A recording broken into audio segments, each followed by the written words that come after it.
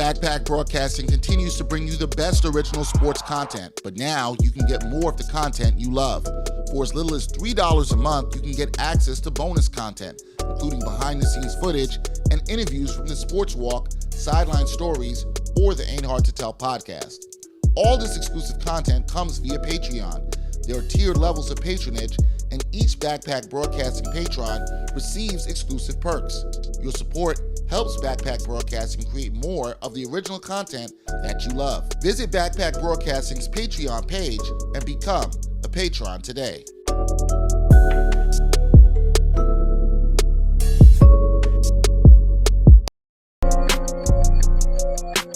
Are you looking for a better way to play player props or daily fantasy sports?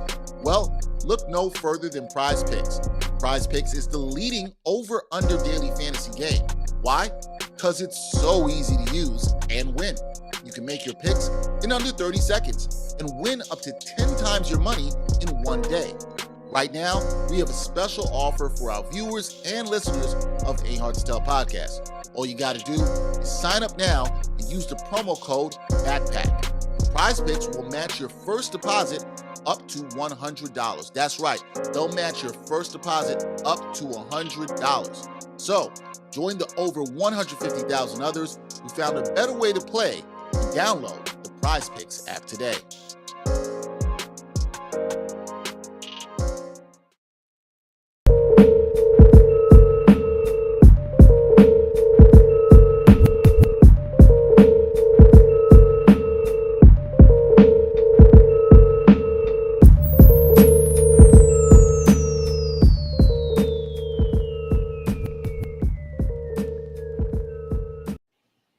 What's good, everybody?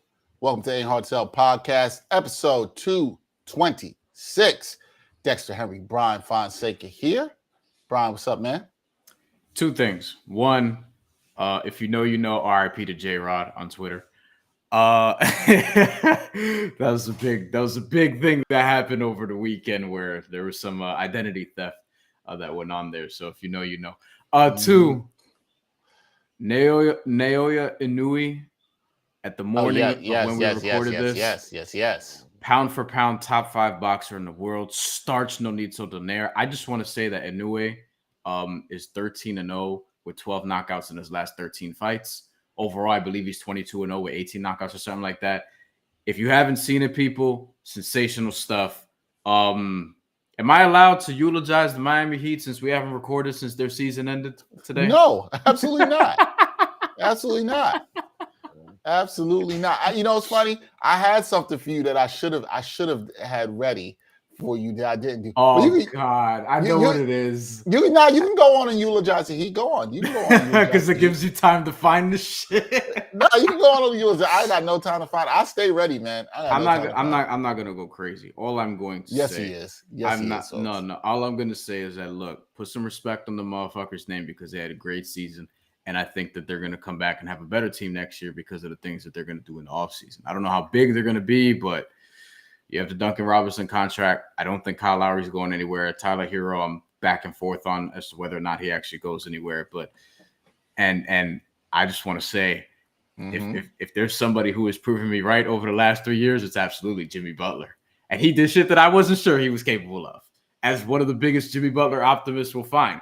Remember, during the pandemic, before the NBA, I think it was before the NBA Finals, or maybe right after, we did a player A versus player B, and I wrote I read off the stats and accomplishments for Chris Mullin, and then for Jimmy Butler. And back then we were like, I was on the Jimmy Butler side already, but like, yo, I think he's in a little bit of a different stratosphere now after what he's done in the playoffs this year. You think? Yeah, I mean, no, I think he is. I think there's this discussion that you can talk about with people, and it's fair to be like, is Jimmy Butler a Hall of Famer? And in my mind, I say yes. He probably still has a little bit more work to do. But I think if you on Basketball Reference, I think the probability is above 70% or something like that. I like that because you got to look at one, it's the whole body of work, right? You can say, oh, Jimmy Butler hasn't won a championship and all you other idiots out there who are just all about the rings. No. Look at this team this man led in the bubble to the finals. Then look again at what he did this year And there's an argument to be made, even in losing, he was the best player in that series. Yeah. There's a strong argument for that, in my opinion. Yeah. And I think it is. Trust me, if there was no Jimmy Butler, that Miami Heat team gets swept. If there was no Jimmy Butler, to even be honest with you, they don't even get there because they got a lot of issues offensively. But Jimmy Butler showed up. He showed up in the beginning of the series. He was injured in the middle of the series. He gutted out and played big-time games. I've said this on another show. I said this on the homie Nick Medalinos' show.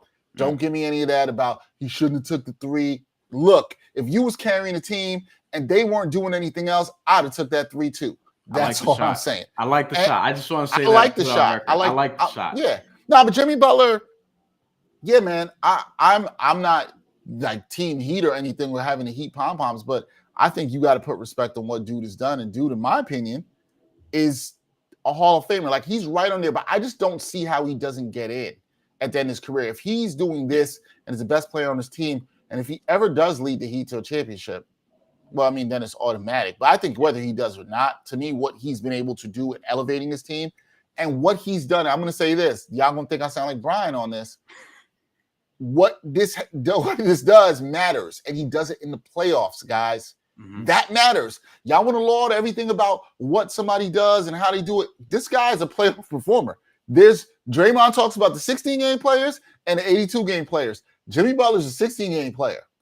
He played for you in the 82, but you can count on him for that 16. And that, to me, is Hall of Fame worthy already. And he knew that if he did what he did in the play, like, he can do that in the regular season, but no doubt he'll break down. Like, he knows that. You know what I mean? And what's the point? 6 All-Stars, 4 All-NBAs, 5 All-Defenses. Didn't get All-NBA this year. Probably should have. And, won Most Improved and led a team to the finals. So I think he has a Hall of Famous resume. So and if we know something, we're not going to get into like all the Pat Riley comments. And if you want that stuff, I did something with Pace and Spaces yesterday, 5 Reasons Sports. We talked about that. We had like 200 people in there at one point. So we were doing the Spaces for like 2 hours talking about what Riley said. And Riley's 77 years old. They're obviously going to go for it again, and they're going to be competitive again, and they're probably going to be contenders again. Now it's just a matter of, what do they build around Jimmy Butler and Bam? I think the 2 main things that they need that this playoff revealed is shot creation and length. Length because, and I think Bam's your center still, but if Bam's going to switch out onto the perimeter as much as he does, which is what they do schematically, you'd rather somebody be back there that can protect the rim a little bit and not put the large onus on PJ Tucker, who is 37 years old, who's going to need a reprieve, assuming you bring him back and they absolutely want to. So, great season for them. And, we can move on with the... Are you sad? Are you sad that you don't get to talk about your Heat anymore? I am annoyed. Like, was really all this shit just to get Celtics Warriors. And the reason why I say it like wait. I'm sorry. Say that again. I said all this shit just to get Celtics Warriors. What do you mean all this shit? Are you trying to say this was a conspiracy, Ryan? No. But I'm saying, like, I don't like when the casuals get what they want. And all along, this is too, again, like I semi-joked about at the end of the conference finals.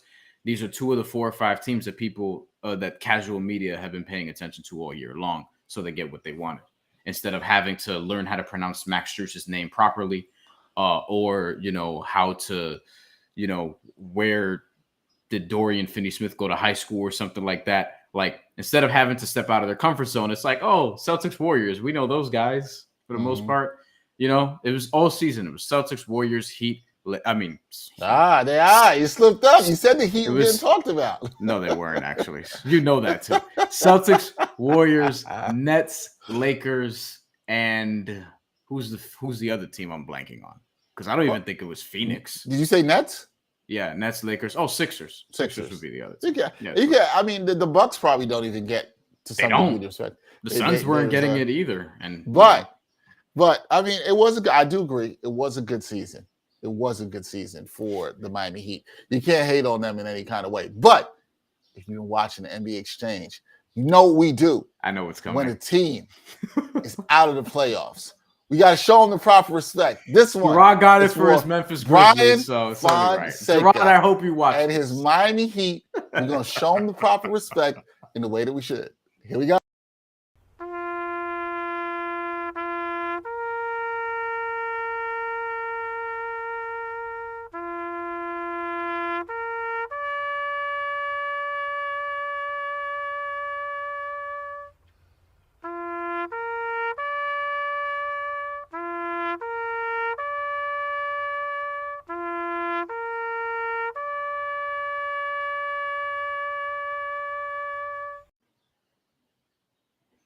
There we go. Salute to the Miami Heat on a great season. Brian knew it was coming. It had to be coming. Yeah. You know, gotta stay on brand. We gotta stay on brand. You gotta stay on brand. This wasn't an NBA exchange where you still get taps played on you. Like I said, hey, y'all can come at me anytime. You're like, we played taps on the Knicks a long time ago. So anybody can come at me for that. Like it is what it is.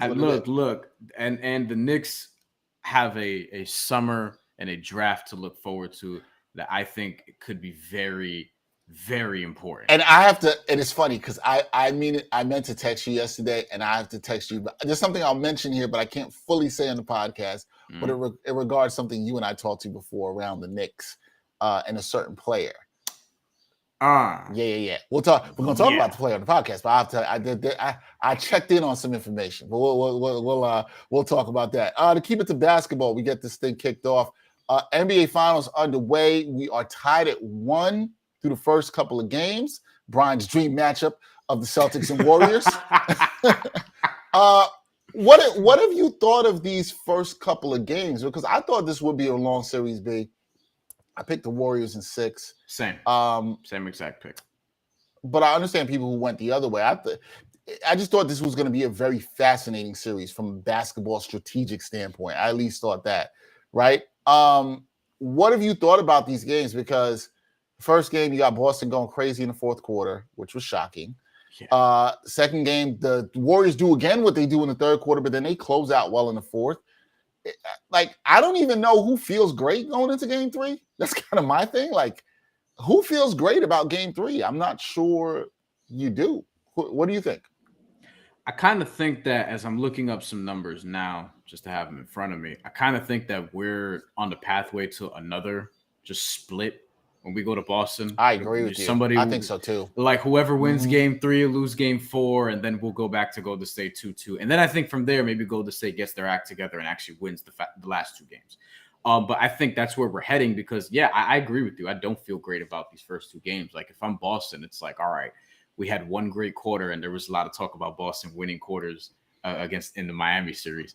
They had the one big quarter in the fourth quarter, which was shocking, as you mentioned, because it's like Golden State usually does that to other teams, right? Like they turn it on against other teams, and they're able to make some plays down the stretch. And one of the things I was telling people was like, this is not a styles makes fights sort of thing where it's like you have offense versus defense, because Golden State is also great defensively. The problem is Golden State is also undisciplined like Boston is. Like there are a lot of similarities here, even though they play their offense in very different ways. Like Golden State's offense is better, no question. The Celtics have some tough shot makers, as we've seen throughout the course of the series. And then you have, Jaylen Brown and Jason Tatum, though they haven't had a ton of turnovers yet. They've been pretty loose with the ball throughout the playoffs. I think before this series, Jason Tatum was averaging like 4 or 5 turnovers a game throughout the playoffs. And Jaylen Brown was in the 3.2 range or something like that, which I thought was more because I feel like I've seen him lose handle every single game multiple times. It was happening a lot in the Heat series. It happened a lot in the Bucks series as well. And those are 2 of the best defenses in the league. Golden State is another one of those great defenses. So, yeah, I think that I'm sticking with my pick in terms of predictions, and I still think Curry is going to be en route to Finals MVP. Game 2 is a little bit more of how I thought Game 1 was going to go, and it started that way until the fourth quarter, so I found that interesting. But, again, I'm the guy who says weird stuff always happens in Game 1, so I wasn't sort of going to jump off a bridge and change my pick or anything like that because of what happened in Game 1. But at the same time, I was like, that's interesting because I wouldn't expect Boston to win that way. And they did. Yeah, they shot the lights out. Yeah, I thought you couldn't overreact to Game 1. I expected the Warriors to respond well in Game 2. I just, it's interesting. The third quarter is something interesting to me to watch because Golden State has been fantastic in third quarters throughout this dynastic run that they've had. And then Boston's been terrible in third quarters all season long. Even when they started playing better basketball, they've never really been strong. Even in the For playoffs, third quarters, happened in the against the playoffs. Bucks a couple times. Yeah. Happened against the Heat. Yeah, also. My concern has always been with them closing out. To even some degree, you had to be scared about how they closed out the series against the Heat. They did not look good down the stretch. And they were Jimmy Butler missed 3 away from feeling maybe probably having one of the worst collapses of all time. Yeah. If that had happened. So there's concerns with them. I think for me, it's the turnovers. Like you said, I've heard people make that comparison, that boxing thing, right? Like it's a different styles that make the fight. And I understand what people are going for. I think the only thing different stylistically is how the players look. If that's not really a stylistic thing, it's just about the length, right? Like Boston has so much length. The Warriors don't have that, but the Warriors move so fluidly without the ball. So there's so many ways you can beat them. And it's testing Boston's defense. I think what each team does well tests the other team. And that's the real interesting thing about this series, where I'm sometimes it's like, I don't know what to get. It's predictable. I don't know who has the advantage in game 3. I don't know how things can get much better. I think Golden State's going to go in there very confident. It wouldn't shock me if they won game 3. It wouldn't shock me if with their backs to the wall, the Celtics won game 4. That wouldn't shock me at all either. So, but I think it's an enjoyable series. I just wonder what the Warriors are going to continue to do with size, how that's going to work for them, how they're going to match up. Robert Williams does not look like himself. Is Marcus Smart able to frustrate Curry? And Brian, I'll ask you this too, because he's not looking good. Klay Thompson does not look good. Yeah. He shot the ball terribly through 2 games. Yeah. And I think that he has to be better, shoot better. He doesn't have to be all-world great. I've said this at the beginning of the series. I said, look, I called him an X Factor. I talked about this with Gerard on the exchange. He has to be around a 20-point per game score, consistently shooting efficiently. If he does that, that bodes well for the Warriors. If he does not, I don't think they are fortunate to be at 1-1 when you think about how bad Klay has been. And Curry's played very good in the 2 games. Not great. He hasn't had a great game yet. He had a great quarter in the first game, but he's played very good. If they get Klay going or Poole ends up start getting a little hot, now the Warriors are cooking. That's it. Yeah. Did you like Draymond trying to antagonize the Celtics? Because I did. Yeah, of course. What do you mean? Of course you did. Of course. I mean, look, he can be annoying sometimes, and I have some issues with some of the shit he just says in general, like the new media and all this bullshit that I went on a rant about. I saw your rant on Twitter. Predictable rant from you, but yes. A lot of people were agreeing with me in my DMs. I will say that much. You should have had the balls to retweet me though. But what I'll say is with Draymond Green, I was saying in the last series that Grant Williams was going to be PJ Tucker in 10 years. And so when they would antagonize one another, it would be like looking in the mirror almost. And you get some of that with Draymond Green, though I think Grant Williams isn't necessarily that. I think he thinks he is that. And, you hear some things about Grant Williams, like people talk about how much he thinks he's a leader and he overestimates himself and whatever. You hear things on other podcasts and things of that nature that I find very interesting. I don't know enough about Grant Williams personally. I just know that I did like him in college, but I didn't think he was going to be this, because Tennessee kept coming up to New York City for some reason at Barclays and stuff like that for different tournaments. But yeah, I like that. And that's something that when we first got this series, it was something I circled was Draymond Green, Grant Williams, because they're going to get matched up at different times. I feel like Draymond Green's going to get feisty with Al Horford, all that things. And it's Draymond Green, you could tell he really didn't like losing game 1. And he came out and he was like, look, I'm going to get a tech. I'm going to yell. I'm going to scream. I'm going to antagonize people. And that's what I'm going to do. And I think he's going to do that. He's going to do that on the road for sure. That Boston crowd is going to absolutely boo Draymond every time he touches the ball. And it's going to get louder throughout the game. I think that if Draymond has a big game there, that'll be something to watch because that'll be a lot of fun. And I can see that happening in game 3 or 4 for sure. I can see that, especially a big game when he makes some clutch plays or clutch passes. I can see that maybe he gets a triple-double on them. I can see it. That'll be good. I like seeing the Boston crowd angry, so that should be fun. Same here. Same here. Like seeing them angry. All right, moving on to some other NBA news. This was kind of shocking, but not shocking. And me talking about this is more about the ramifications of it. But Quinn Snyder resigning as head coach of the Utah Jazz. The white dudes always get allowed to resign, Dex. Well, they ain't got to worry about being fired as much. He had a press conference. They gave him a press conference on the way out. You knew stuff was brewing when Tim McMahon had reported months ago. This is back in like February or March about, he hadn't any talks about him having an extension. And, they've been a really good regular season team. Although if you watch this podcast or anything else, you will know that Brian and I both never believed in the Jazz. Brian doesn't believe in a certain player that plays center for the Jazz. That's a whole other thing. I was very sus on this team, particularly the last 2 years. He said they need a new voice. I actually, to be fair, I'm not sure that was the problem, right? Yeah. Like, I'm not sure it was him. But I understand I'll give Quinn Snyder some credit. I think there's a lot to be said for people who look at something and say, you know what, man, this is a sinking ship. It's probably never going to get better than what it was for us this year. And he said, peace, I'm out. And I don't think he gets paid. He gets paid for a year to just not coach now. Yeah, he could recharge. I don't, he said he had some other health issues going on. He had to recharge and do that. He'll get another job. I think Quinn Snyder is a good coach. I think the issues in Utah are deeper than that in terms of roster construction. There's really no help around that. Donovan Mitchell, who we'll talk about in a second, and is very impacted by this, to me has not really gotten better as a playmaker. And then, Rudy Gobert has his offensive limitations, while a fantastic defensive player, offensive limitations, all this other stuff. Yep. To me, it's more roster construction.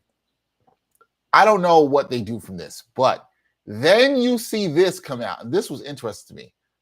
All right, Snyder leaves. Now you hear Mitchell is unnerved and bothered. I believe that was a word reported by Adrian Wojnarowski and all this stuff. And that sounds to me like somebody who's like, yeah, I ain't trying to be here no more. And there's been a lot of rumors about Donovan Mitchell. A lot of rumors about him linked to the Knicks. All right. You've been seeing a lot of things. He was at a Rangers game recently. He was Adidas and him have a partnership with Rucker Park uptown in Harlem, doing a lot of things in the New York area. That's only sparking a lot more of this. His dad works for the Mets. He's a big Mets fan. The whole thing. He's from New York State, upstate a little bit. I think Westchester, that area. Glens Falls. Yeah, Glens Falls. It's around Saratoga Springs, Lake George, that area. Where they used to host the Federation Basketball Championships. I don't know fucking why in Glen Falls, but whatever. Another story for another day. Nice area up there. Nice area up there. But here's my question for you. What do you think about the Donovan Mitchell trade rumors? A lot of trade rumors about him to the Knicks. If you're the Knicks, do you try to get him? Especially with the draft coming up soon. If you're the Jazz, do you try to sell high on him now? Especially if he doesn't want to be there.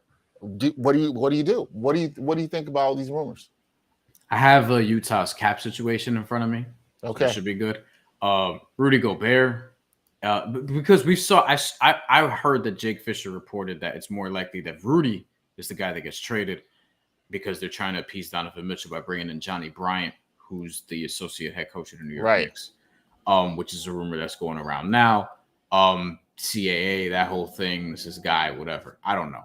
I had felt like at some point Donovan would ask out, and then they'd go in that direction of keeping Gobert, moving Mitchell, getting what you can get for Mitchell, and then rebuilding it, not necessarily around Gobert, but with Gobert, right? Same thing, I guess. But it looks like they might go in the opposite direction. We don't really know. The draft is in 2 weeks, and from there, we're just starting because free agency is a week after. But Rudy Gobert is making $37 million next year, and then that goes to 40, 43, and 46 in 2025-26. That's the year that people are afraid of. I mean, whatever. I think that some teams like Charlotte, Atlanta, some people have thrown out Dallas. I think some teams should try to go after Rudy Gobert. Rudy Gobert with Luka Doncic is interesting. Donovan Mitchell's getting 30 next year, then 32.6, then about 35. Then he has an option for 37 in that final year. That expires the same year that Rudy Gobert's does. And then from there, you have Mike Conley for 2 more years, which is interesting. And he's looking, I don't want to say cooked. That's pretty strong, but not like peak Mike Conley, we'll say. Right. Bogdanovich, Jordan Clarkson, Royce O'Neal, everybody else is like pretty affordable, movable. but you just don't have a great team there in terms of contendership. And you're in a Western Conference where like the Clippers are assuming that Kawhi comes back next year and plays. They should be pretty good. And who knows what they can do around the margins in terms of, are they going to get a point guard? Are they going to be in the market for somebody to, team up with Paul George and Kawhi Leonard? Denver should be healthy. Michael Porter Jr., Jamal Murray coming back with Nikola Jokic, who dragged them to the playoffs again this year. Who knows if the Lakers can turn something around, like with LeBron James. I mean, I guess you can't totally count him out all the time. And they got Darvin Ham now, who presumably is supposed to be a good coach. I'm not going to bank on the Lakers for shit. But I'm just saying, like, would you really be surprised if the Lakers are better than the Jazz next year? Because I wouldn't, right? And it's so interesting to me because it's like, I see this going one of two ways. It's really this simple. It's either Mitchell goes and Gobert stays, or Gobert goes and Mitchell stays. And we've heard that there's a lot of interest with the Knicks and Mitchell. The other team that I've heard is Miami, and our Greg Sylvander from 5 Reasons Sports, who we've had on the podcast recently, has reported that on multiple occasions that Miami likes Donovan and vice versa. And the trade package that you're seeing go around there, if that would have happened, is something along the lines of Tyler Hero, Duncan Robinson, Omer Yurtseven, multiple first-round picks.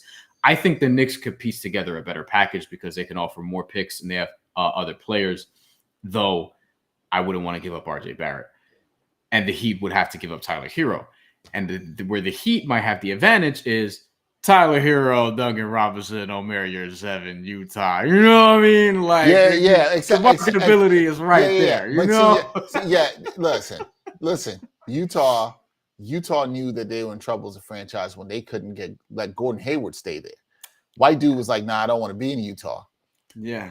You're assuming, but he did go to Boston. To be fair, here's the thing: Boston is not Salt Lake City. Yeah, no, it's true. The two are not the same. We got Latinos in Boston. We got some black folks in Boston. But, in Salt Lake City, no, they're the players. They got Sundance, Right.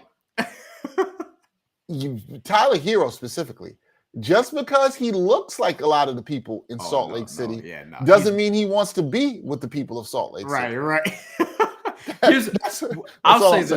I'll say this because the Heat did the KZ Okpala trade, which freed up an additional 2 first-round picks. So they went from having 1 to 3 usable first. Right. If the trade were to be Hero, Duncan Robinson, Omer Yurtseven, 3 firsts, with that framework or whatever for Donovan Mitchell, I would absolutely do it because you're really trading, one guy that was in your playoff rotation and picks. And if Pat Riley's 77 and Jimmy Butler's going to be 33 and you don't give a fuck about first-round picks. If I'm the Knicks, I want to ask you this question because I know you want to keep RJ Barrett.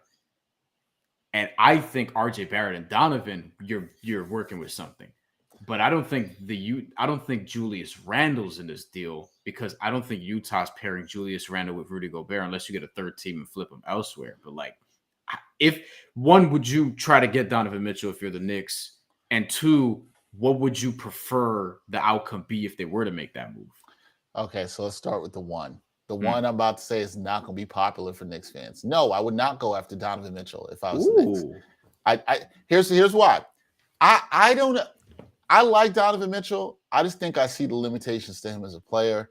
And he can still get better, but I'm not sure. He's a volume scorer right now that doesn't really make a lot of people better.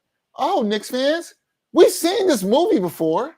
This has occurred before. We've seen this where we traded for somebody who was a volume scorer, albeit he was a little taller. And I would say he's a better player. Shit. But we've done it before. And then I ain't messing with that dude's fan base. and then what happened? What happened? We ended up getting a player that took a lot of our future assets, right? But was probably better served as a number 2 than a number 1. That's my problem. If you're I think he could have been. We're talking about Carmelo Anthony. Yes, we're talking about Carmelo Anthony. But I think Melo at that time could have been your number 1, but you needed some of the guys that they gave up in order to make that work. Yeah, Carmelo Anthony. Peak Amari was actually a fine. Yeah, that was fine. That was a fine pairing. I think the problem is they gave up Felton, who was playing like an all-star and all that shit. I think sometimes you make a good point though. I think there are guys who are really good in this league and have been really good. They're really great players. Carmelo Anthony's one of them I think of. Paul Pierce is another guy I think of like this, who are really good, but they're not in that like upper echelon of guys. They're just a tier below. Doesn't mean they're bad players. They're just those other guys, they're not KD or LeBron. Yeah. You know what I mean? They don't make the other guys as better around them. They don't lift guys to that other level. I don't see that for Mitchell right now. And I see him a lot in that Melo vein. Really, really good. Not sure he makes somebody better. Now, do I think he could cook if you keep RJ? The two of them together. I do kind of like that. Especially if the Knicks could go get a point guard. I don't mind that. Now, if you tell me they're going to give up Julius Randle in this trade, and they probably would assume Obi probably would go too. There's going to be some young guys that are going to go. I would assume that. Randle and Obi with Gobert, though? I don't know what else. I'm thinking you're probably at least, if you're giving up Randle, which I'm still with you. You're going to need his money, I think. Yeah, you would need his money. But that's almost why signing RJ to an extension and then getting him out for Mitchell makes a lot of sense. It's hard for me to see the Jazz not asking for Mitchell. Asking for Barrett. That's very hard for me to see them not doing. But if they do take, if it's Randle, some young players, whether it's Grimes, Quickly, and picks, I still don't love it. I know I'm in the minority of Knicks fans here. I know I'm in the minority of Knicks fans, but I think I'm thinking of this from the perspective of I've seen this movie before. I've seen what's happened. We traded for a star that's not quite that dude. And that's what I think happens here. You're getting a really good player. In my opinion, he's better off for Mitchell and the situation of what Miami's in. I was going to say that. I think it's better for him because he doesn't have to go there and be that dude. He's going to be a really good dude, but he's got another good scorer with him to support, and Jimmy Butler, who, as I said early in this podcast, is playoff proven. I think you put Mitchell with somebody else like that, fine. The Knicks don't have that yet. It could be RJ. Yeah. I don't know that. It could be. I'm just saying, this is my real honest thing with the Knicks, and I'll let you go, B. Yeah. My thing is like, I'm actually more into just stick the course. I have an idea what I think they should do in this draft. You and I have talked about this in the group chat. I think they should trade up. I think that's where you make the move and get the picks. Go if you think Jaden Ivey's that dude, which I think he can be. Go get that dude at point guard. Build him with RJ around your other young talent. Now, a lot of that has to do on the coach if he's going to play the young talent. Shout out to my man Greg, who might be watching. He knows how I know how he feels about that. If he's going to do that, I'm more about that. I think there's this idea of the Knicks have to go get a star. And I'm like, why? Like, why don't you find that star in the draft? Identify that guy you think is really good with RJ, with Obi, with the guys you have, and build and play and keep that exciting young core there and build that way. You don't have to go trade for this star. I talked about this yesterday on SOY New York Post with Mark Berman. And, he's like, he thinks the Knicks want to go for the star. And that's been part of their DNA and culture, and the fans want that. But I'm like, you can find that star. That could be Jaden Ivey. Go for it. Take a swing in that way and build around the young core that you have without having to give up too much of that core. I just think that's the better move. You build your identity, you build your culture that way. So I'm out on Donovan Mitchell. I wouldn't do it if I'm the Knicks. I don't think it's best for them. But I know other Knicks fans are not going to agree. So it is what it is. To your point, because you make a great one where you say, like, basically, Donovan Mitchell going to the Knicks, it's like, all right, now what with your build? It's like, all right, you're building around Donovan Mitchell and either RJ Barrett or Julius Randle. What does that really do in an Eastern Conference where, the Celtics, the Heat, the Bucks, presumably the Sixers, we think aren't going anywhere. The Raptors will see. The Bulls, I don't have much faith in them. The Hawks, maybe they'll bounce back. The Cavaliers may get a little bit better, and the Nets are a wild card TBD. And it's like, are the Knicks going to leapfrog enough of those teams by getting Donovan Mitchell? The answer is probably not. So I think, and the reason why he makes sense to Miami is because he's a missing piece in Miami. They need his shot creation. They need his alpha offense. So then it becomes. See, that's the point. That's the point right there, Brian, for me. Yeah. It's that you hit the nail on the head. When you go and trade for the star, but they're to start the process, and they're not the piece, they're not the missing piece is the case with Miami. It's two different things in terms of team building. The Knicks have done this before. Get the pieces you need, build the culture, and then you maybe want to go and get a star. Maybe you look at your team and say, we could tweak here. then we maybe go and grab this guy and add him into what we already have. The Knicks, my thing is you built a culture of playing hard the previous year. You had a disappointing year this year with some signings that didn't work. But you saw some things from the young dudes at the end of the season. Yes. Continue that. You don't have to abandon that. There's some good things there. Continue it, build that culture. But I think what the Knicks need to, if they're going to make a swing, go swing for a Jaden Ivey. Identify a young guy that you think could come in and be a spark or part of this core or be that guy and do it. Get that guy. Be young, fun, and exciting. And when those other teams that we mentioned, some of those contenders sort of fade out, age out, doesn't work out for them or whatever, in a couple years, then you have your ascension. Because I love the idea of Jaden Ivey and RJ Barrett together at Madison Square Garden. And even from just a marketing perspective, like the Garden would love these two guys with Obi Toppin, by the way. I should also mention that because I've seen more from Obi Toppin, particularly the last, 2-3 months of the regular season last year, where I was like, oh, this can be your future power forward, sort of Amari Light sort of guy, right? Like next to the other guys, like he can be John Collins-ish to some extent, right? We'll see about his jumper, but like I don't think that's an unfair comparison. And it's like if you get, I like that idea more because it just makes sense for where you are. And it's like, yo, if you do that, I think Knicks fans will be fine because it's like, granted, you had the playoffs, the taste of the playoffs, and it sucks to sort of backpedal, but you're building around like a true young core. Like RJ Barrett's fucking like 22. I think he might. No, he's not even 22. I think he's about to turn 22 like this or next month or something like that. Yeah. But he's really young. Really young. That's what I'm saying. Like, keep the young core. If you're going to make a move, if you can go get it. If I'm the Knicks, I'm exploring every opportunity. I'll keep saying it again. I'll explore every opportunity to get Ivy. Keep this young core. You saw how exciting it was to see the young guys at the end of the season, how they were playing when Tibbs played them, because I know that's the other key. And listen, I'm going to say this right now. This is a big next season, no matter what happens in the offseason, is big for Tibbs. If he's not going to play the young guys, man, get him out of here. Get him out of here. Yeah. This needs to be about building culture. The Knicks have done some things, I think, actually the right way and haven't hit the panic button. Don't do it this offseason. And from what I'm hearing, I hear certain things that I think are good. Like I'm hearing they're like, hey, Mitchell Robinson, they got a number. They're willing to sign him and a number they're not willing to go above. And I think it's actually more likely that he doesn't come back to the Knicks. I agree. Because I think they're actually valuing how they pay their centers. And I actually think that's the right move. Because I like Jericho Sims. Play Nerlens Noel until Jericho Sims takes over. Yeah, it's fine. And I think those are smart. Or if you find another, if you end up getting another center that you like, whatever. But I think Jericho Sims has shown that he's capable of at least being competent. Make the smart moves, make the right moves. You don't always have to go grab the star right now. I think there's too much of what happens in New York. And so, for me, I'm out on Donovan Mitchell. I just don't think he's the guy you go after and get. I just don't think I see it as, and I'm not saying he's Melo because I actually think Melo's a better player. So I want people to be very clear on what I'm saying. Yeah. I'm not saying he's Melo. I'm saying he doesn't raise other people's game. He's not a playmaker that makes people better in that way. He's a volume scorer. Melo had the height, and he's a better scorer. But Donovan Mitchell's a fantastic player. I just think he fits better on a team like the Heat and what they're trying to do now than the Knicks and what they're trying to do now. And so for me, I'd be out on that.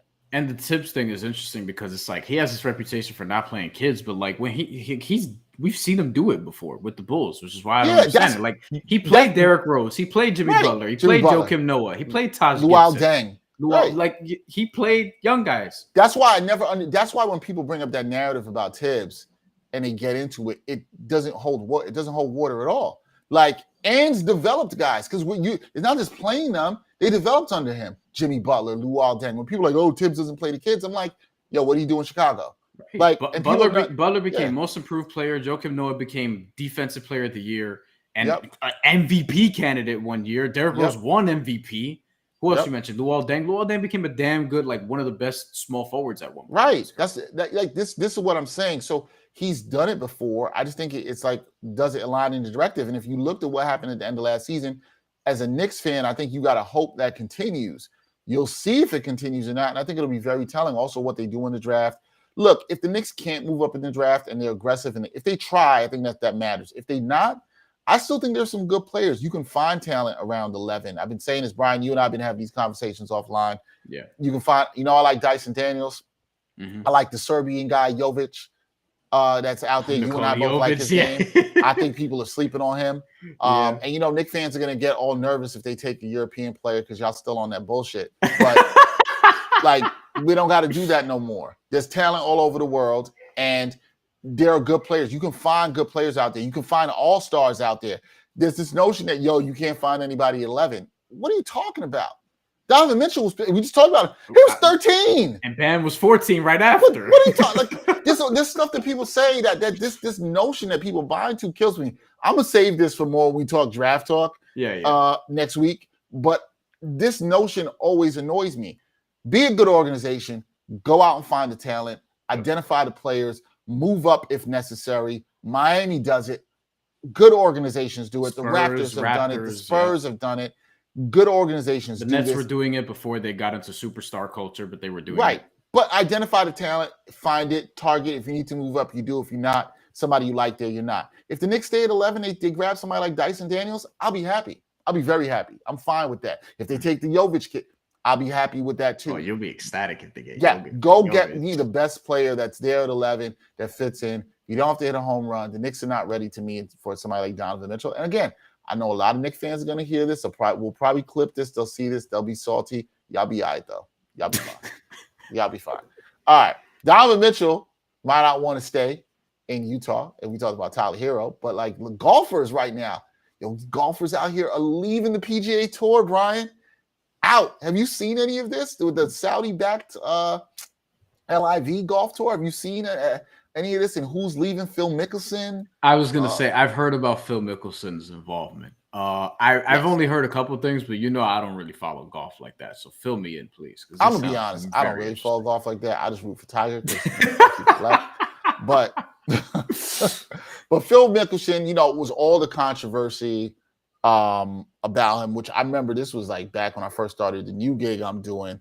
There was a quote that came out from a biography that's coming out about him, about using the new league to generate money from the PGA Tour, but because the Saudi money that was trying to do this, and the whole thing about the controversy, folks, if you don't know, around the Saudi money behind this tour is the human rights issues and violations that they've had. And so I could actually speak to this from a wrestling standpoint because go. WWE's had a lot of controversy taking some of that Saudi money, having events over there, which they've been doing for a couple of years now. And they pay a lot of money. I remember originally women weren't allowed to go. And then at some point they said the women can wrestle, but they have to be fully clothed, basically wearing body suits, whatever the case may be. And wrestlers like Goldberg came out of retirement to go to Saudi Arabia because of the money. Undertaker, Shawn Michaels, Triple H. I think one of them actually seriously injured themselves because they were, older and wrestling and things of that nature. People have joked, what if they paid money for Stone Cold? Will he go? Whatever the case may be. But this has been going on. They had an event called Crown Jewel, and I think they've had a couple others where, they've taken a lot of that Saudi money, and they're big shows too. You can see in the entranceway, whatever the case may be. So WWE's definitely had their sort of run-ins with this, but at the end of the day, they took the money because it's a lot of money. Apparently. Well, no. Well, but that's the thing here with the golf, right? Yep. It's so much money. There was so much heat on this. Mickelson took so much heat for all that he said. And I want to read the quote that came out from Mickelson that made it. He said, "They're scary motherfuckers to get involved with. They killed Washington Post reporter and U.S. resident Jamal Khashoggi, have a horrible record on human rights, execute people over there for being gay. Knowing all of this, why would I even consider it? Because this is a once-in-a-lifetime opportunity to reshape how the PGA Tour operates. They've been able to get by with manipulative, coercive, strong-arm tactics because we, the players, had no recourse. As a nice guy, as PGA Tour Commissioner Jay Monahan comes across as, unless you have leverage, he won't do what's right. The Saudi money is finally giving us that leverage. I'm not sure I even want the Saudi league to succeed, but just the idea of allowing us to get things done with the PGA Tour." So he said the quiet part out loud. He said the quiet part out loud, and he's like, "We can get this money, and then we have the power." Because he's right. Listen, and I know this comes across a lot of people. It's a whole bunch of already rich white guys asking for more money. Nobody's boo-hooing for them. But this is about the money, like Brian said with the WWE. Mm-hmm. They're gonna do this for the money. They're going to come and get the money. In this capitalistic society we live in, these guys are like, oh, more money, more power for us. And now I think this is the thing, and I haven't talked to more people about this, and I want to talk to more people about this, including my coworker, Mark Cannizzaro, who's very plugged into the golf. I really want to know, like, is the PGA shook right now? Because you got to be shook if you're the PGA, right? Several people have already left. What is Dustin Johnson left? I saw Ricky Fowler is about to leave, and ESPN, and excuse me, not ESPN, the LIV Golf Investments, which is a Saudi-backed company that's going to be doing this, they're going to have an 8-event tour this year, and they're going to be having a total purse for all of those 8 events of $255 million. Right. This is stupid money. Like, stupid money. Question. So the players, are they leaving the PGA Tour like as a whole, or just these events? Just opting out of these events? That's the other thing that I was going to get, because Dustin Johnson just they're quitting the PGA Tour. You cannot compete in this and the PGA Tour. So basically what a lot of these dudes are saying is we're choosing the money, right? This is exactly what's happening. Now the PGA Tour is fired back, and I'm trying to find the exact quotes on this, on what they've been saying. But they said something to the effect of, look, if we do this, then we're going to ban you from the PGA. If you do this and leave, talking to the golfers that are leaving, we will ban you from the PGA Tour for life. Obviously, this also affects guys trying to compete in the Ryder Cup later this year. Yeah. So you're not eligible for that unless you play in the PGA Tour. So there's all these things. But think about it. Somebody like Dustin Johnson, who absolutely will be on the Ryder Cup team, is like, okay, I'm going to get this Ryder Cup money. I'm going to get this LIV money, right? And because the money is so crazy and the purses are so much bigger than what you could do. And Dustin Johnson came out and said, now, again, everybody has to make conscious and moral decisions. And we know the Saudi money is not clean money because of the human rights violations. But also, there's also something to be said that money from anywhere in the world probably isn't necessarily good. I was going to say that. Like, we can't just shame the Saudis and act like American money is just pure and clean. And is it like, exploiting people? Like, come on. Go to a golf tournament and ask the people that's working around there serving you food and doing stuff how much they're getting paid and how much the people are making off of it. Somebody's exploiting somebody. But I'm just saying, Dustin Johnson said, I need to do what's best for my family. I'm just interested how the PGA, this is interesting. This happening, the failed Super League in soccer last year that's happening, the stuff, Brian, that you're mentioning about the WWE and how, where money is coming from to fund other things in sports is interesting. Yeah. Also, a possible Super League-ish thing that may come about in college sports, particularly college football. Now with the NIL shit that's going on, like that's sort of been rumored about, like, happening down the line. Yo, and we're gonna have to do this with Murph another day because I want to talk about this. You hit on this with NIL. The NIL, it's funny. I look at this, the NIL. You could take the NIL, you take NIL in terms of the NCAA. You can see what you just mentioned, which is a great point. You can take golf in the PGA Tour. This was bubbling PGA Tour a couple of months ago. You saw this. Phil Mickelson says this. You didn't think other people were going to come and take the Saudi money? You think other people were going to say, hey, there's a $255 million purse. The field will be smaller, which increases my chances of winning this money. Even if I come in 5th, I'm still getting paid crazy. Right? I could have a bad year on the tour. I could be injured like Tiger, and shit's not going to be good for me. They're like, man, we're going to take this money. PGA, that was your cue to say, you know how we control this? We got to step up the money. They didn't do that. It is what it is. And now big names are going to be gone. Some young big names too. And here's the other thing too. People might start want to watch these LIV events because the big names are there. This is the same thing that can happen in college sports. NCAA, y'all had a chance to do right by all this with the NIL stuff. You could have paid the players. You decided to not play the players. Now there's an argument that NIL stuff, people are like, oh, the NIL stuff is getting out of control. Yeah, it probably will, because there's probably going to be some shit. There was always shady boosters. You don't think there's going to be shady business people? There's always shady business people.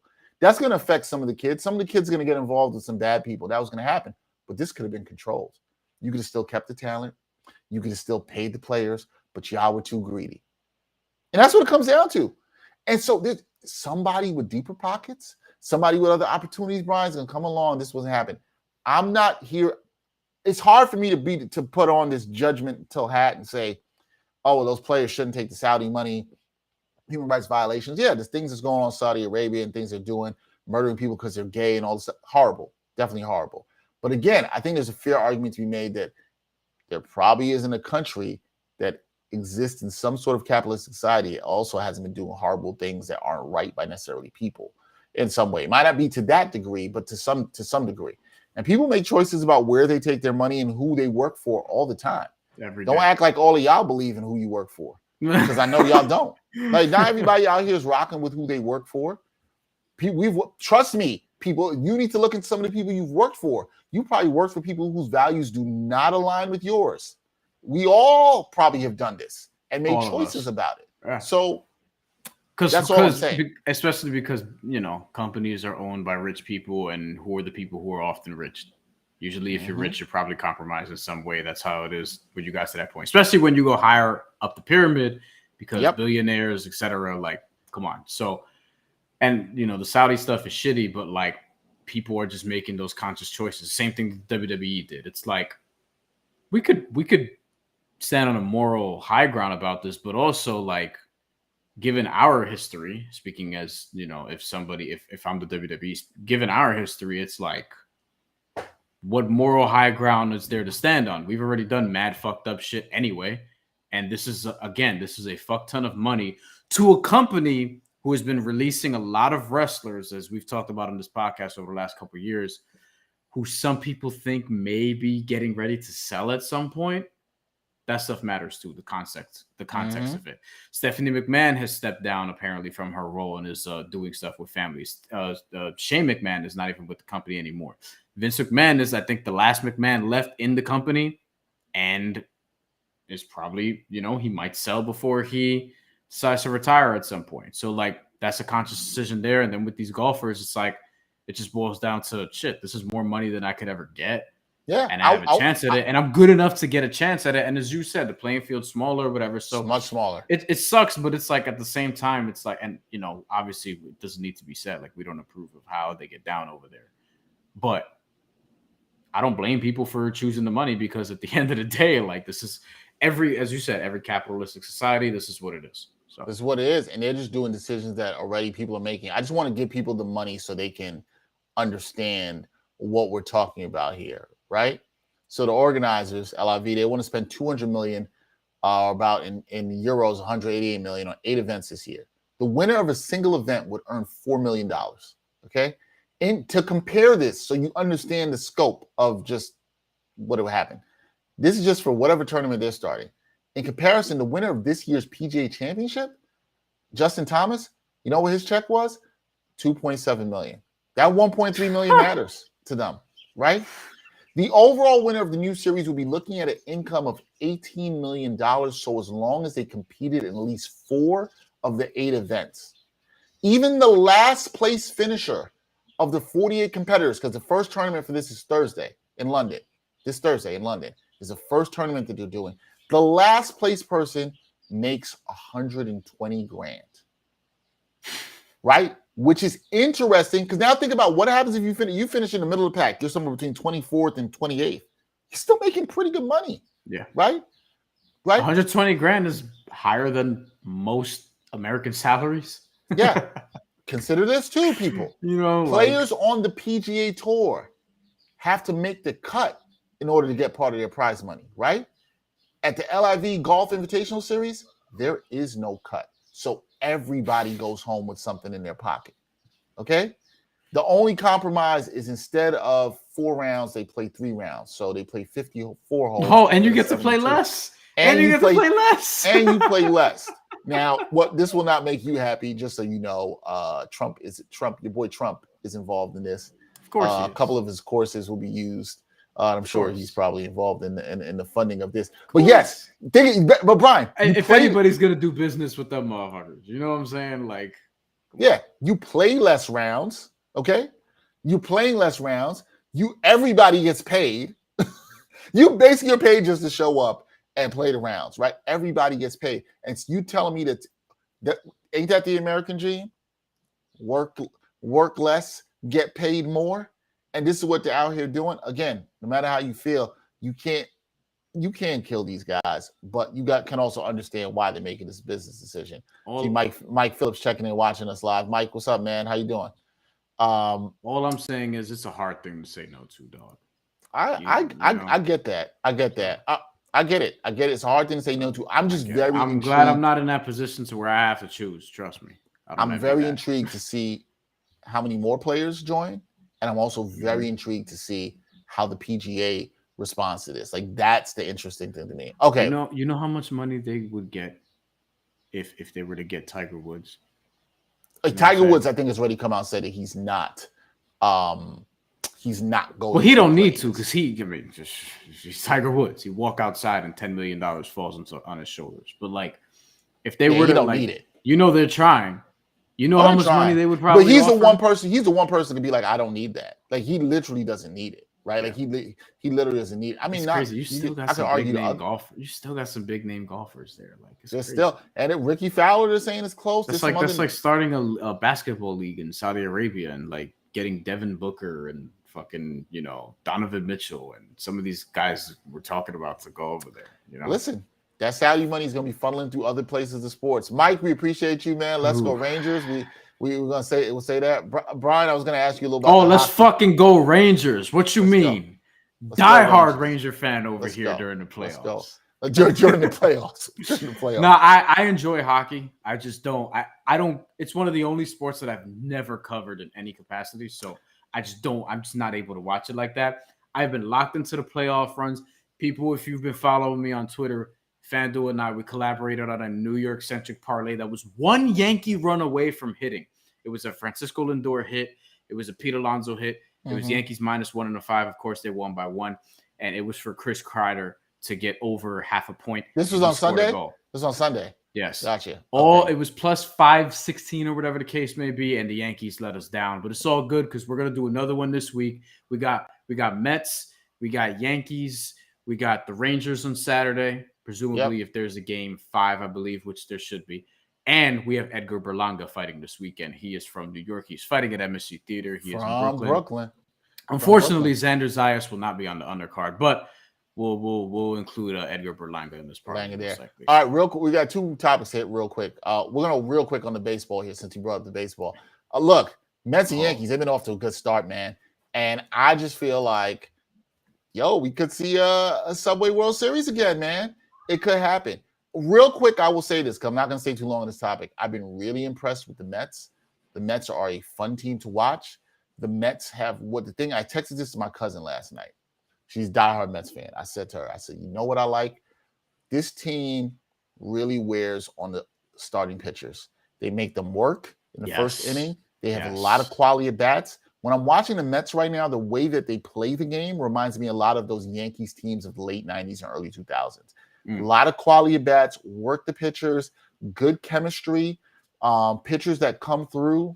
Even though the Mets have had their 2 aces out, I've been really impressed with this team. And I'm not going to just wax poetic about the Mets, because I'm a Met fan, but the Yankees have been really impressive too. This is a team a lot of people pick to finish 3rd, sometimes 4th in the division. The pitching has been tremendous behind Garrett Cole. The bullpen's been fantastic. Michael King looks great. Clay Holmes has been fantastic in the pen. Their pen looks good. These teams are going to be interested to see what they can do with the deadline, what kind of players they pick up. The Mets splitting in the Dodgers this weekend, despite not having their best players on this road trip. They're on a winning road trip right now, 3-2 when we record this. I've been really impressed with the Mets and the Yankees and what they've done getting off season. I think it can make for a very exciting summer continuing through baseball here. And these teams look like they could be definitely class. Both these teams can make noise in the playoffs. I just like how they're playing the game right now. It's very fun to watch. Going to be a lot of all-stars coming from New York baseball teams this year. I want to say this to put into context of how good Francisco Lindor has been with runners on base this year. Yep. He had 43 RBIs a couple days ago. He now has 45, but I tracked this recently. You know how long it took him to get to 43 RBIs last year, Dex? He didn't reach there till, let me guess, I'm going to say he didn't reach there till probably middle of August. It was like September 4th. Wow. September 3rd, something like that. Wow. And he's at 45 now, which he did not reach until September of last year. Well, you and I we're both in felt early like he June. would have a good year this year. We both felt good about that. I thought last year was just a weird anomaly. I don't think we've talked enough about how the pandemic may have messed with some baseball players, because like basketball, you could conceivably go shoot somewhere if you can find a rim, because they took rims down at parks and gyms and things of that nature. But like for baseball, it's kind of like, what do you do? Especially if you're a pitcher, you know? Mm-hmm. So maybe there were some other guys that had weird seasons last year. And I feel like Francisco Lindor is back on track. I also want to shout out Buck Showalter, because I think he's one of the only managers that matter, apparently. Because in baseball, you don't get that a lot. Like managers, I don't think typically swing, teams in that dramatic sort of way. But it'd be an oversight to say Buck Showalter hasn't had an impact, right? Yeah, I think the impact is like managers. I don't think swing the teams game to game, but I think they can swing the culture very much. And this is a very together team, and people have been around and talked to them about it. This team is really together, and you could just see it. The guys like each other. I love watching them play. I love it. I love watching them play. Eduardo Escobar had the cycle last night. Everybody's, doing the fucking thing and shit. Yeah, it reminds. They have a good togetherness too. Reminds me of that 06 Mets team that just missed the World Series. That togetherness is there too. So I like it. I think, listen, the Mets, we're both Mets fans, both grew up Mets fans.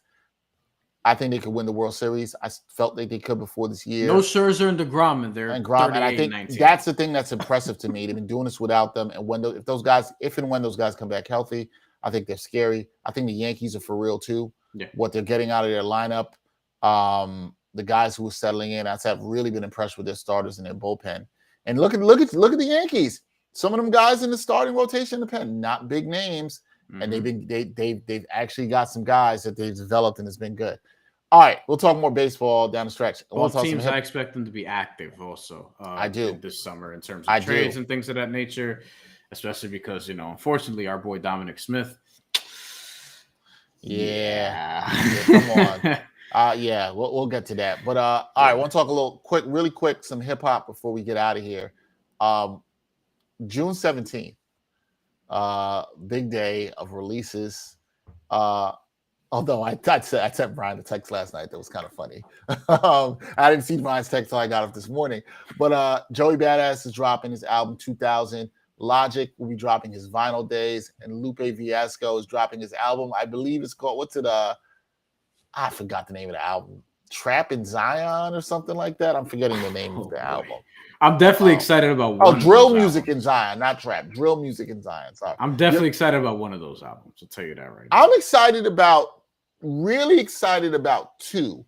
Sonically, I was excited about one, but then I saw the track list, which I sent to Brian last night, and I feel like I'm no longer excited. Let's start with that first. That was Logic's Vinyl Days. Logic is going to be using a lot of samples on this track from different stuff from this album, from different things. And that was exciting in terms of what he talked about the project. I wondered what was going on with the project because he's been releasing a single every week. And I haven't really listened to them because I was like, I want to listen to it. And then every week? The album. He's been probably for about the last 4 or 5 weeks, he's been releasing a single every week. But then I understood why, because the album is 30 tracks. Now, I think there's like 8 skits in the tracks. So it's like 22 songs. But it's a 30-track album. I don't have to tell y'all. Y'all have been watching the podcast long enough. You know how I feel about long albums, particularly in hip-hop. Okay? You know how I feel about it. This, like, Logic, I know you're coming back. I like what I expect some of these songs to be really short, but still, it's 30 tracks. Ain't nobody got time for that, bro. Anybody got time? Like, you know this. You've made good albums. You've made good, tight albums. I just would like to ask Logic why. Like, why? Like, why? That's all. I just want to know why. Like, you can rap. I like what you're probably trying to do here sonically. You generally get some good production, but why? I'll still give it a listen, but you let me know how it is. I'm only looking forward to Joey Badass on this list, but I also want to point out there's something I just laughed at disturbed me. So those aren't the only 3 albums coming out that day, apparently. Hip-hop albums, right? Hip-hop albums. There's others. Apparently, according to Wikipedia, there's a list I pull up often. Hip-hop in 2022. I see Kevin Gates here. We won't talk about that. I see an album called Drillmatic. Mine versus Fun. The game. Yeah.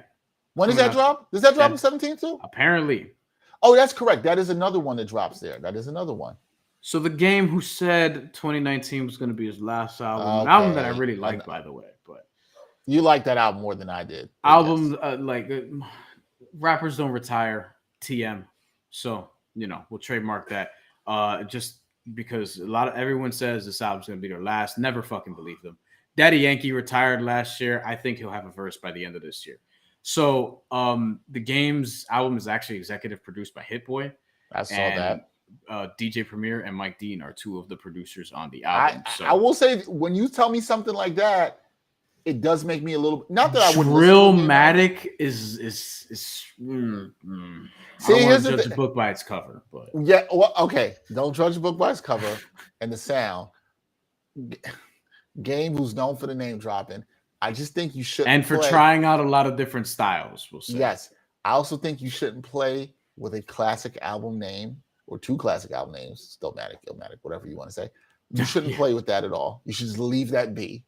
But unless you're gonna do Illmatic, like Elzai, that was different. That was a mix. Good. He's playing homage to the album. But here's what I like: Hit Boy's executive producing this. Game is somebody who I think can make an album as good again as he did with the documentary, but needs to sort of be reined in. I have a bad feeling this is going to be like 18 songs. I mean, that's better than 30. I can live with 18. I like the Kendrick album, but I just know. But even that, I still would have rather it been shorter. But that's a whole other story. When I see an album and I see 18 songs, I'm like, I know there's going to be like at least 2 or 3 of these that I just didn't need. I just feel probably usually more. Usually it's closer to half. So I listen. There's a lot to listen to that day, and I'll be flying back from Seattle. Joey Badass first. Absolutely. That'll be the first listen. Yes, because Joey Badass. I just want to do it like 60 seconds of Joey Badass. No, more than 60 seconds of Joey Badass. Yeah, because this was, I think, our album of the year for 2017 was All American Badass. I think both of us. I know it was for me. I'm not sure. No, mine was 444. Oh yeah, it was 444. Yeah, that was number 2 for me. All American Badass was number 1 for me, and he has not dropped a proper album since. He dropped the EP, which we really liked. There's a couple songs from there that I still play. It was a 3-pack. There's 2 songs that I still really play a lot. That's a great slugging percentage. But I think we've heard from Static Select on this podcast, and we should get him back. But we heard from him early on in the pandemic saying that Joey Badass is sort of his biggest obstacle has been Joey Badass, because he allows perfect to be sort of the enemy of good, and he wants to put out a bona fide classic. He's motivated to do so and keeps rearranging things and et cetera, et cetera. So it's good to see that he's finally going to release this after 5 years of not having an album. Kendrick Lamar, same thing. When this was his first release since Damn, so I'm expecting Joey to have a high level, something that we talk about at the end when we do our albums of the year in our top 10s. I expect that wholeheartedly for sure. I expect it. It's funny. The name of the album, 2000, I was like a follow-up to 1999. Very interesting. I've liked the 2 singles he's released this year that we still don't know if those are going to be on the album, but I have liked it. I like some other things he's been playing off of it that sonically sounds good. I expect good things from Joey. I expect some old school Joey too on the album. Yeah, and I think because he's been so focused, like Static said about that, Static who will be on the album's production on the album, we know. Good. I agree. Clearly the one that I'm most excited for. It's going to be the first listen. It is the midnight listen. Number 2 probably for me will be Lupe, and the reason for that might be Game for me, honestly. Next, it's going to be Lupe for me, and the reason for that is here's the reason for that. Could have been the Game because of what you said, and I think you're right about this. Very likely the Game will be an 18-track album. Lupe, at least I know, is going to be a 10-track album. I actually like the first single that he's released, and I think it would be nice to see Lupe, hopefully good. I'm hoping it's good. It's something that seems tight and structured. He's working with Soundtrack, guy who he's had a lot of good production with. He did Kick Push, some other tracks with him. Hopefully he's focused. I think just, working with one producer, I think could be good for him. 10 tracks. I like that album, that it's going to be pretty tight. That should be good. I probably will then go to Game, and then Logic and his 30-track platter I'm going to save for last. But I'm excited. I think I'm really excited for the Joey Badass, probably the most because of what he's had to say in 5 years. And also Lupe hasn't said something in a while. And so I want to see what he can do musically if he's owned it. He said this project is like his Illmatic. Interesting. But So we'll see. All right, man. We'll see. But I trust Lupe to make. Lupe can make a really good album. It's just if he's not all over the place. That's what it comes down to. But we'll see. We'll see what happens with that. I gotta run. This is all the time that we have for the Ain't Hard to Sell podcast today, episode 226.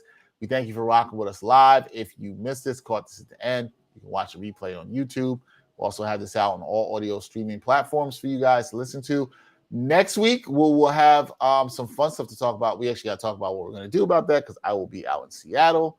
So that will be interesting in terms of what we'll do for that. But we got the draft coming up. We got a bunch of other stuff to talk about in the next couple of weeks. Free agency. We're going to have a free agency show for you. We might do a live draft show again this year. Brian and I might go live for both, honestly. We might go live for both. We had fun doing that last year. So there's a lot of things to talk about. Summer's coming up. We got Summer League, whole bunch of stuff. So really, really interesting. He's Bryan Fonseca. I'm Dexter Henry. We will be back again with more for you. Again, support us. Follow us at Ain't Hard to Sell AHTT Podcast. All the other places you support us, we appreciate that. We will be back with more for you guys to enjoy. And until next time, y'all. Peace. Let's go Rangers.